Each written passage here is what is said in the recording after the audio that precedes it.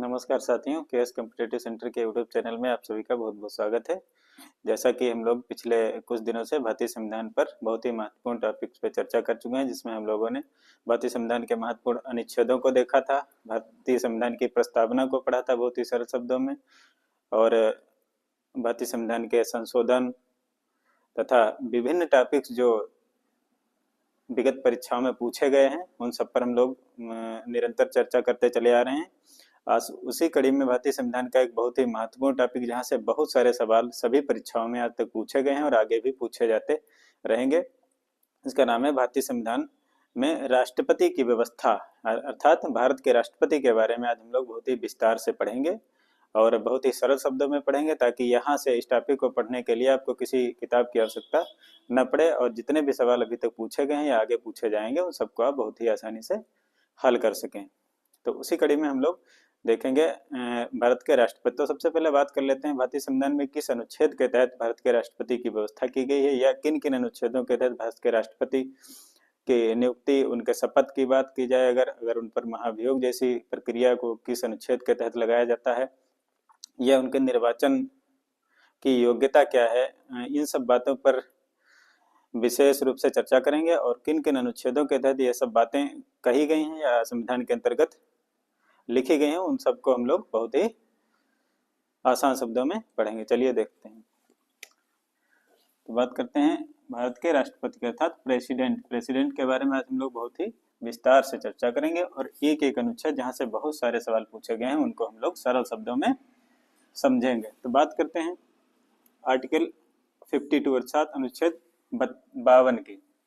इसमें क्या व्यवस्था दी गई है? भारत का एक राष्ट्रपति होगा, अर्थात भारतीय संविधान में अनुच्छेद 52 के तहत राष्ट्रपति की व्यवस्था की गई है। तथा भारत में एक राष्ट्रपति होंगे और वह क्या होंगे? कार्यपालिका का प्रधान होते हैं। कौन होते हैं? राष्ट्रपति क्या होते हैं? कार्यपालिका के प्रधान होते हैं। यहाँ से एक प्रश्न आता है कि भारत की कार्यपालिका का वास्तविक प्रधान कौन होता है? तो वास्तविक प्रधान की अगर बात आती है तो वहां पर वास्तविक प्रधान अर्थात शक्तियों का पूरी तरीके से जो प्रयोग करते हैं वह कौन करते हैं? भारत के प्रधानमंत्री करते हैं। अर्थात अगर वास्तविक प्रधान की बात आती है तो प्रधानमंत्री होते हैं, और कार्यपालिका के अध्यक्ष या प्रधान की बात की जाए तो वह कौन होता है? राष्ट्रपति होता है। आगे बात करते हैं आर्टिकल 53 अर्थात अनुच्छेद 53। इसमें क्या दिया गया है? राष्ट्रपति की विभिन्न शक्तियों और कार्यों का वर्णन इसमें किया गया है। राष्ट्रपति की शक्ति और कार्यों के लिए हम लोग अलग से एक वीडियो बनाएंगे, क्योंकि यहाँ पर अगर सारी चीजें बताई जाएंगी तो यह वीडियो बहुत ही लंबा हो जाएगा। तो इस टॉपिक को पढ़ने के लिए आप अगले वीडियो का इंतजार करें। बात करते हैं अगले अनुच्छेद 54 अर्थात अनुच्छेद 54 के तहत क्या व्यवस्था की गई है। तो राष्ट्रपति के निर्वाचन की जो प्रक्रिया है उसके बारे में विस्तार से बताया गया है अनुच्छेद 54 में। तो निर्वाचन की प्रक्रिया जो है, किस तरीके से राष्ट्रपति का चुनाव होता है, उसमें कौन सी प्रणाली का प्रयोग किया जाता है, या जो चुनाव होता है प्रत्यक्ष रूप से होता है या अप्रत्यक्ष रूप से होता है, इन सब बातों को इसके अंतर्गत बताया गया है। तो सबसे पहले क्या है? समान अनुपातिक प्रतिनिधित्व प्रणाली के तहत एकल संक्रमणी मत पद्धति के द्वारा क्या होता है? राष्ट्रपति का चुनाव होता है। अर्थात इसमें क्या होता है? एकल संक्रमणी मत पद्धति को अपनाया जाता है और समान अनुपात में जो है कैंडिडेट्स को वोट दिए जाते हैं। और यह चुनाव कैसा होता है? निर्वाचन कैसा होता है? अप्रत्यक्ष रूप से होता है। अर्थात इसमें जनता सीधे जो है चुनाव नहीं करती या सीधे वोट नहीं डालती। इसमें जनता के प्रतिनिधि के रूप में निर्वाचक मंडल के जो सदस्य होते हैं वह क्या करते हैं? अपना मत देते हैं। और यह मतदान कैसा होता है? गुप्त होता है। हालांकि यहाँ लिखा गया है गुप्त होता है, लेकिन यह सब पहले से निर्धारित होता है कौन से कैंडिडेट को किस पार्टी के सदस्य अपना मत दे रहे हैं, यह सब पहले से पता होता है। लेकिन संवैधानिक भाषा की अगर बात की जाए तो यह मतदान कैसा होता है? गुप्त मतदान के अंतर्गत आता है। तो इस प्रकार से अनुच्छेद 54 में क्या है? निर्वाचन की व्यवस्था कैसी है यह बताया गया है, या किस प्रकार से निर्वाचन होता है, इन सब बातों को अनुच्छेद 54 में बताया गया है। आगे देखते हैं अनुच्छेद 55 आर्टिकल 55 में क्या है? निर्वाचन की रीति, अर्थात किस व्यवस्था के तहत या किस रीति से निर्वाचन होता है, इसकी बात कहाँ की गई है? 55 में की गई है। तो किसी व्यक्ति के द्वारा राष्ट्रपति का चुनाव लड़ने के लिए सबसे पहले उसको क्या करना होगा? निर्वाचक मंडल से चुनाव आयोग के समक्ष, जिस तरीके से सांसद विधायक या विभिन्न चुनाव जो होते हैं सेम उसी प्रक्रिया के तहत चुनाव आयोग के समक्ष क्या करना होगा? 50 प्रस्तावक और 50 अनुमोदक प्रस्तुत करने पड़ेंगे। अगर ऐसा ना होता तो कोई भी व्यक्ति क्या करता, राष्ट्रपति के चुनाव में कूद पड़ता, वह राष्ट्रपति बनने के लिए चुनाव मैदान में आ जाता अगर यह व्यवस्था ना होती। कौन सी है? 50 प्रस्तावक और 50 अनुमोदक वाली। तो ये 50 प्रस्तावक और 50 अनुमोदक आपको मिलेंगे कहाँ से? अगर आप राजनीतिक पृष्ठभूमि नहीं रखते हैं तो यार लोग कहाँ से मिलेंगे, क्योंकि इसके निर्वाचक मंडल में होता कौन है? इसमें कौन होता है? लोकसभा के निर्वाचित सदस्य होते हैं, अर्थात संसद सदस्य होते हैं, राज्यसभा के निर्वाचित सदस्य होते हैं, और राज्यों की विधानसभा के निर्वाचित सदस्य अर्थात जो विधायक चुनकर आते हैं वह होते हैं। और केंद्र शासित प्रदेश जैसे दिल्ली हो गए और पुडुचेरी, यहाँ पर क्या है, विधानसभाओं का गठन किया गया, तो इनके निर्वाचित सदस्य भी इसके निर्वाचक मंडल में शामिल होते हैं। अर्थात ये 4 कैटेगरीज के लोग जो होते हैं वह क्या करते हैं, राष्ट्रपति के चुनाव में अपना मतदान करते हैं और राष्ट्रपति चुनते हैं। इसलिए यहाँ पर ये 50 अनुमोदक और 50 प्रस्तावक की व्यवस्था में ये कौन सदस्य होते हैं? यही लोग होते हैं। लोकसभा के सदस्य हो सकते हैं, राज्यसभा के सदस्य हो सकते हैं, विधानसभा के सदस्य हो सकते हैं। ये सब मिलकर यही क्या होते हैं, प्रस्तावक और अनुमोदक के रूप में यहाँ कैंडिडेट की तरफ से गारंटर के तहत रखे जाते हैं। अगर यह गारंटर नहीं होंगे तो आप वैसे ही डिस्क्वालीफाई कर जाएंगे, अर्थात आप जो है इसके राष्ट्रपति के चुनाव के लिए आवेदन नहीं कर पाएंगे। अब बात करते हैं यहाँ पर विधान परिषद की। तो विधान परिषद के सदस्य जो होते हैं वह निर्वाचक मंडल के सदस्य नहीं होते हैं। ऐसा क्यों होता है? क्योंकि सभी राज्य, जो 28 राज्य और 8 केंद्र शासित प्रदेश हैं, उन सभी राज्यों में क्या है, विधान परिषद की व्यवस्था नहीं है। वर्तमान में केवल 6 राज्य जो हैं, ऐसे 6 स्टेट जो हैं, वहीं पर क्या है, विधान परिषद की व्यवस्था की गई है, और अन्य राज्यों में विधान परिषद की व्यवस्था नहीं। इसलिए क्या किया गया है, यहाँ पर विधान परिषद के सदस्यों को नहीं लिया जाता, अर्थात विधान परिषद इसमें भाग नहीं लेती है। तो भाग लेता कौन कौन? लोकसभा के निर्वाचित सदस्य, राज्यसभा के निर्वाचित सदस्य, राज्यों के विधानसभा के निर्वाचित सदस्य, और केंद्र शासित प्रदेश दिल्ली और पुडुचेरी जहाँ की क्या है, विधानसभाएं वर्तमान में गठित हैं, उनके निर्वाचित सदस्य जो होते हैं वो निर्वाचक मंडल के सदस्य होते हैं। और वही जो लोग जो है क्या करते हैं, राष्ट्रपति के चुनाव में मतदान करते हैं और राष्ट्रपति को चुनने का काम करते हैं। इस तरीके से हम कह सकते हैं कि कोई भी व्यक्ति राष्ट्रपति के चुनाव मैदान में नहीं आ सकता है, क्योंकि यहाँ पर ये कंडीशन लगा दी गई है। वो क्या है, 50 प्रस्तावक होने चाहिए और 50 अनुमोदक होने चाहिए, अर्थात 100 कैंडिडेट्स आपकी तरफ से आपके गारंटर के रूप में होंगे, तभी आप राष्ट्रपति के चुनाव का पर्चा भर सकते हैं। और बात करते हैं यहाँ पर जमानत राशि की। तो जमानत राशि की अगर बात करें तो किसी भी चुनाव में आपने देखा, चाहे आप मेंबर का चुनाव लड़े या प्रधानी का चुनाव लड़ते हैं या सांसदीय विधायक, जो भी लड़ते हैं, उसमें क्या होती है, जमानत राशि एक निर्धारित की गई है, वह क्या करनी पड़ती है, जमा करनी पड़ती है। तो यहाँ पर कितनी है, 15,000 रुपये। 15,000 रुपये क्या है, जमानत राशि रखी गई राष्ट्रपति के चुनाव के लिए। और यह कहाँ जमा की जाती है? यह जमा की जाती है RBI या सरकारी खजाने में। सरकारी खजाने में इसको जमा कराना होता है, खजाने में जमा कराना होता है, तभी आप पर्चा दाखिल कर सकते हैं। और जमानत राशि जब्त कब होती है? जमानत राशि अगर आपने चुनाव में 1/6% से कम वोट मिलने पर जब्त हो जाती है। या क्या होती है? जब्त हो जाती है। क्या? जमानत राशि के तहत जो आप 15,000 रुपये जो जमा कराते हैं सरकारी खजाने में, अगर संबंधित चुनाव में आपको 1/6%, कुल वैध मतों का 1/6% वोट नहीं मिलते हैं, तो ऐसी स्थिति में आपकी जमानत जब्त मानी जाती है, और यह जो धनराशि है वह क्या चली जाती है, सरकारी खजाने में चली जाती है, अर्थात यह वापस नहीं होती है। तो इस प्रकार से हम लोगों ने समझा कि अनुच्छेद 55 के तहत चुनाव की निर्वाचन की रीति क्या होती है, उसके बारे में समझा। निर्वाचक मंडल क्या होता है, प्रस्तावक क्या होते हैं, अनुमोदक क्या होते हैं। बात करते हैं मत मूल्य की। तो किस प्रकार से इन सदस्यों का मत मूल्य का निर्धारण किया जाता है, यह इसके लिए किस सूत्र का प्रयोग किया जाता है, यह हम लोग यहाँ पर देखेंगे। तो क्या कहते हैं, एक विधायक का अगर मत मूल्य निकाला जाए तो वह क्या होगा, उस राज्य की कुल जनसंख्या, अर्थात जिस राज्य से वह विधायक आता है उस राज्य की कुल जनसंख्या बटे राज्य की विधानसभा के कुल निर्वाचित सदस्य, अर्थात उस विधानसभा में जितने निर्वाचित विधायक होंगे उन सदस्यों की संख्या से इसको कुल जनसंख्या को भाग करते हैं और गुणे में 1/1000 कर देते हैं। यह क्यों कर देते हैं? क्योंकि संख्या का मान जो है बहुत बड़ा आता है, इसलिए 1000 से मल्टीप्लाई करके उसको छोटा किया जाता है। और बात करते हैं एक सांसद के मत मूल्य की बात करें तो यहाँ क्या होता है, कुल विधायकों का मत मूल्य बटा निर्वाचित सांसदों की संख्या, अर्थात जो कुल विधायक निर्वाचित होकर आते हैं, अर्थात कुल विधायक जो हैं कितने होते हैं, विधानसभाओं से 4120 विधायक चुनकर आते हैं, तो उनकी संख्या को निर्वाचित सांसदों की संख्या से क्या कर देते हैं, डिवाइड कर देते हैं। जो मान आता है वही क्या है, एक सांसद का मत मूल्य होता है, अर्थात उस एक सांसद के वोटों की जो पावर होती है वह उतनी होती है जो यहाँ पर वैल्यू आती है। इस प्रकार हम लोगों ने देखा एक विधायक का मत मूल्य कितना होता है, एक सांसद का मत मूल्य कितना होता है। अब बात करते हैं कि कितने सांसद निर्वाचक मंडल में आते हैं और कितने विधानसभा के सदस्य निर्वाचक मंडल में आते हैं। तो यहाँ पर बात करते हैं लोकसभा से 543 सदस्य निर्वाचक मंडल के सदस्य होते हैं और राज्यसभा से 233 सदस्य निर्वाचक मंडल में शामिल है। इस प्रकार से 776 सांसद जो है निर्वाचक मंडल में शामिल होते हैं और विधानसभाओं से 4120 विधायक चुनकर आते हैं। यह सब मिलकर ही क्या करते हैं, राष्ट्रपति के चुनाव में भाग लेते हैं और राष्ट्रपति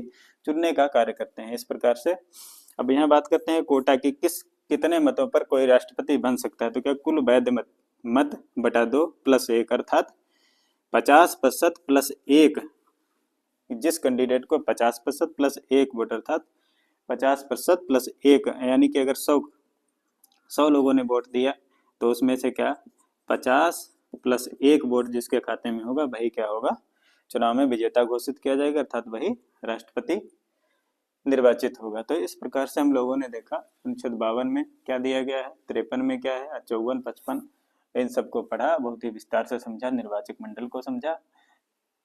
अब आगे देखेंगे इसके अन्य प्रावधान। इसका आप स्क्रीनशॉट लेते चलें और या इसको नोट्स बनाते चलें ताकि यहाँ से जो सवाल अभी तक पूछे गए हैं आसानी से आप इनको हल कर सकें। चलिए साथियों, अब आगे देखते हैं अन्य बचे हुए अनुच्छेद। तो बात करते हैं अनुच्छेद 56 अर्थात अनुच्छेद 56 की। इसमें क्या दिया गया है, पदावधि की बात की गई था, राष्ट्रपति अपने पद पर कितने समय तक रहता है उसकी बात कहाँ दी गई है, अनुच्छेद 56 में। तो राष्ट्रपति का कार्यकाल क्या होता है, 5 वर्ष का होता है। वह कब से जोड़ा जाता है, शपथ ग्रहण के दिन से अगले 5 वर्ष तक वह क्या करेगा, अर्थात राष्ट्रपति अपने पद पर बना रह सकता है।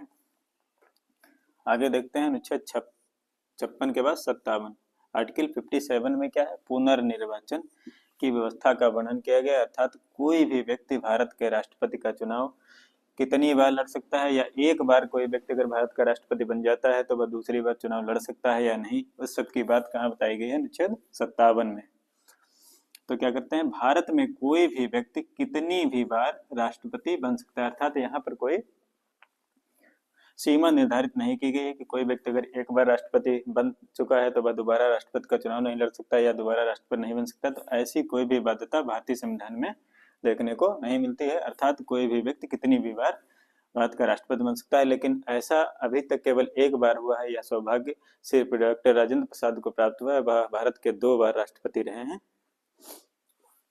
आगे देखते हैं, नोट में क्या दिया गया, अन्य देश जैसे अमेरिका में केवल 2 बार ही कोई भी व्यक्ति राष्ट्रपति बन सकता है, अर्थात 2 बार ही कोई भी व्यक्ति राष्ट्रपति का चुनाव लड़ सकता है। लेकिन भारत में ऐसी कोई भी कंडीशन लागू नहीं होती, अर्थात कोई भी व्यक्ति कितनी भी बार भारत का राष्ट्रपति बन सकता है, बशर्ते वह निर्वाचन की सभी योग्यताओं को धारित करता हो। भाई योग्यताएं क्या हैं, वो योग्यताओं की बात कहाँ की गई, अनुच्छेद 58 यानी आर्टिकल 58 के तहत राष्ट्रपति निर्वाचित होने के लिए जो योग्यताएं निर्धारित की गई हैं उनका वर्णन मिलता है। तो क्या है, वह व्यक्ति जो है भारत का नागरिक होना चाहिए, अर्थात जो भारत का राष्ट्रपति बनना चाहता है क्या होना चाहिए, सबसे पहले वह भारत का नागरिक होना चाहिए और कम से कम 35 वर्ष की आयु पूरी कर चुका होना चाहिए। कम से कम मिनिमम एज की बात यहाँ पर की गई है, मैक्सिमम एज की बात नहीं की गई, अर्थात कोई भी व्यक्ति चाहे वह 150 साल जीता है तो वह 150 साल तक भारत का राष्ट्रपति चुनाव लड़ सकता है, राष्ट्रपति रह सकता है। लेकिन निम्नतम आयु की अगर बात की जाए वह क्या है, 35 वर्ष पूरी कर चुका होना चाहिए, तभी कोई भी व्यक्ति भारत का राष्ट्रपति बन सकता है, भारत के राष्ट्रपति का चुनाव लड़ सकता है। अधिकतम आयु की कोई सीमा निर्धारित नहीं है। अगली योग्यता क्या है, लोकसभा का सदस्य बनने की योग्यता रखता हो, अर्थात कोई भी व्यक्ति चुनाव तभी लड़ पाएगा राष्ट्रपति का जब वह लोकसभा का सदस्य बनने की योग्यता रखता हो। अगला क्या है, किसी भी लाभ के पद पर नहीं होना चाहिए। लाभ के पद से तात्पर्य है कि वह किसी सरकारी नौकरी में नहीं होना चाहिए। और लाभ के पद के अंतर्गत कौन कौन से पद नहीं आते, जैसे सांसद नहीं आता है, सांसद, विधायक, मंत्री, राष्ट्रपति, उपराष्ट्रपति, यह सब पद जो है वह क्या है, लाभ के पद के अंतर्गत नहीं आते हैं, अर्थात यह सभी व्यक्ति जो है राष्ट्रपति का चुनाव लड़ सकते हैं। लेकिन कोई भी व्यक्ति लाभ के पद पर रहते हुए राष्ट्रपति के चुनाव या उपराष्ट्रपति के चुनाव में भाग नहीं ले सकता अर्थात राष्ट्रपति नहीं बन सकता है। यहाँ हम लोगों ने देख लिया लाभ का पद कौन कौन से पद लाभ के पद के अंतर्गत नहीं आते हैं, तो उसमें सांसद लाभ का पद नहीं है, विधायक लाभ के पद पर नहीं माने जाते हैं, और मंत्री लाभ का पद नहीं माना गया है, और राष्ट्रपति का पद भी लाभ का पद नहीं माना गया है। तो इन सभी योग्यताओं को अगर कोई व्यक्ति रखता है तो वह राष्ट्रपति के चुनाव के लिए योग्य माना जाएगा अर्थात वह राष्ट्रपति के चुनाव में चुनाव लड़ सकता है। अगले अनुच्छेद की बात करते हैं, अनुच्छेद 60।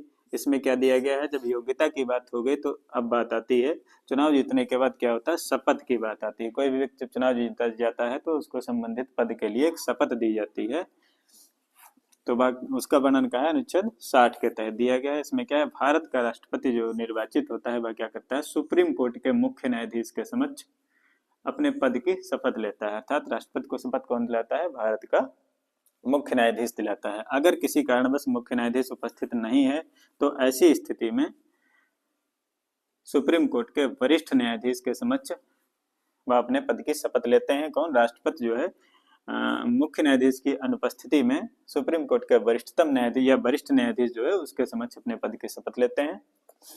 अब बात करते हैं त्याग पत्र की। तो राष्ट्रपति अपना त्याग पत्र किसे दे सकता है, यहाँ यह सवाल विभिन्न परीक्षाओं में बहुत बार पूछा गया कि राष्ट्रपति अपना त्याग पत्र किसको संबोधित करता है या किसके संबोधन में देता है, तो वह किसको देता है, उपराष्ट्रपति को देता है। और शपथ की बात करें वह कौन दिलाता है, मुख्य न्यायाधीश दिलाते हैं, मुख्य न्यायाधीश की अनुपस्थिति में वरिष्ठ न्यायाधीश दिलाते हैं। लेकिन त्याग पत्र की बात अगर आती है तो राष्ट्रपति किसको देते हैं, उपराष्ट्रपति को अपना त्याग पत्र देते हैं। इस प्रकार से अनुच्छेद 60 में शपथ का प्रावधान जो था उसको हम लोगों ने बहुत ही सरल शब्दों में समझ लिया। आगे बात करते हैं अनुच्छेद 61 की। यह अनुच्छेद बहुत ही इंपॉर्टेंट है, लगभग हर बार परीक्षा में पूछा ही जाता है। क्या है, महाभियोग। महाभियोग की व्यवस्था कहाँ दी गई है, अनुच्छेद 61 के तहत दी गई है। और महाभियोग लाया किस कंडीशन में जा सकता है, यह केवल कब लाया जा सकता है, यह केवल संविधान के उल्लंघन की स्थिति में। अगर कोई राष्ट्रपति के पद पर रहते हुए संवैधानिक उल्लंघन करता है या संवैधानिक प्रावधानों का उल्लंघन करता है तो ऐसी स्थिति में संसद का कोई भी सदन, चाहे वह राज्यसभा हो या लोकसभा हो, राष्ट्रपति पर महाभियोग ला सकती है, बशर्ते यहाँ कंडीशन यह रखी गई है कि ऐसा महाभियोग लाने से पहले राष्ट्रपति को 14 दिन पूर्व, जिसके विरोध में आप महाभियोग लाना चाहते हैं उसको 14 दिन पूर्व लिखित सूचना देनी होगी कि आपके समक्ष हमारे सदन के द्वारा महाभियोग लाया जा रहा है, अर्थात आप उसके लिए तैयार हो जाइए। अगर इन 14 दिनों के अंदर राष्ट्रपति अपने पद से त्याग पत्र दे देते हैं तो ऐसी स्थिति में महाभियोग लाने की आवश्यकता नहीं पड़ेगी। अगर नहीं देते हैं तो 14 दिन के बाद आप इनके ऊपर यानी राष्ट्रपति के ऊपर संबंधित सदन, चाहे लोकसभा हो या राज्यसभा हो, महाभियोग ला सकती है। और यह महाभियोग अगर लोकसभा के द्वारा लाया गया है तो यह लोकसभा पास करके कहाँ, राज्यसभा में भेज देती है, और राज्यसभा में पास होने के बाद उसी दिन से राष्ट्रपति को अपना पद छोड़ना पड़ता है, अर्थात उन पर महाभियोग की प्रक्रिया पूरी हो जाती है और वह पद से हटा दिए जाते हैं। अगर राज्यसभा लाती है तो राज्यसभा पास करके लोकसभा भेज देती है, लोकसभा में पास होने के बाद राष्ट्रपति महाभियोग पूरा माना जाता है और उसी दिन से उसी समय से राष्ट्रपति को अपना पद छोड़ना पड़ता है, अर्थात वह राष्ट्रपति जो है अपने पद से हटा दिए जाते हैं। इस प्रकार से हम लोगों ने देखा महाभियोग कब लाया जा सकता है, संवैधानिक उल्लंघन की स्थिति में लाया जा सकता है। उसको लाने के लिए 14 दिन पूर्व लिखित सूचना राष्ट्रपति को देनी पड़ती है, कहे कि आपके ऊपर महाभियोग लाया जा रहा है। जो भी सदन लाना चाहता है वह 14 दिन पूर्व राष्ट्रपति को एक सूचना देता है कि आपके विरुद्ध हम लोग महाभियोग ला रहे हैं, और उसकी प्रक्रिया कहाँ दी गई है, अनुच्छेद 61 में दी गई। यहाँ से बहुत बार सवाल पूछे गए हैं कि राष्ट्रपति पर महाभियोग कब लाया जा सकता है, कि क्या क्या शर्तें होती हैं, इन सब चीज़ों के बारे में 61 में बताया गया। इस प्रकार से हम लोगों ने देखा कि भारतीय राष्ट्रपति का भारतीय संविधान में एक बहुत ही महत्वपूर्ण योगदान है। और राष्ट्रपति क्या होता है, कार्यपालिका का प्रधान होता है। और किन किन अनुच्छेदों के अंतर्गत राष्ट्रपति के बारे में क्या क्या प्रावधान दिए गए, इनको हम लोगों ने बहुत ही विस्तार से समझा। और आशा करते हैं कि इस लेक्चर को देखने के बाद राष्ट्रपति से संबंधित जो भी सवाल यहाँ से पूछे गए हैं या आगे पूछे जा सकते हैं, इस वीडियो को देखने के बाद बहुत ही आसानी से हल कर पाएंगे। एक बात और कहना है कि आप लोग इस टॉपिक से संबंधित जितने भी ऑब्जेक्टिव विभिन्न किताबों में दिए गए हैं उनको बनाएं और इस वीडियो के माध्यम से उनको बहुत ही आसानी से आप हल कर सकते हैं। कोई भी सवाल यहाँ से आज के बाद इस टॉपिक से परीक्षा में नहीं छूटेगा, ऐसी हमारी पूरी कोशिश है। और राष्ट्रपति का जो अगला पार्ट आएगा उसमें हम लोग राष्ट्रपति की शक्तियों और उनके कार्यों के बारे में विस्तार से चर्चा करेंगे, संबंधित अनुच्छेदों के बारे में विस्तार से चर्चा करेंगे। अगर यह वीडियो आपको अच्छा लगा है तो आप इसको लाइक, शेयर और सब्सक्राइब करें और अपने दोस्तों तक पहुंचाने का काम करें। धन्यवाद।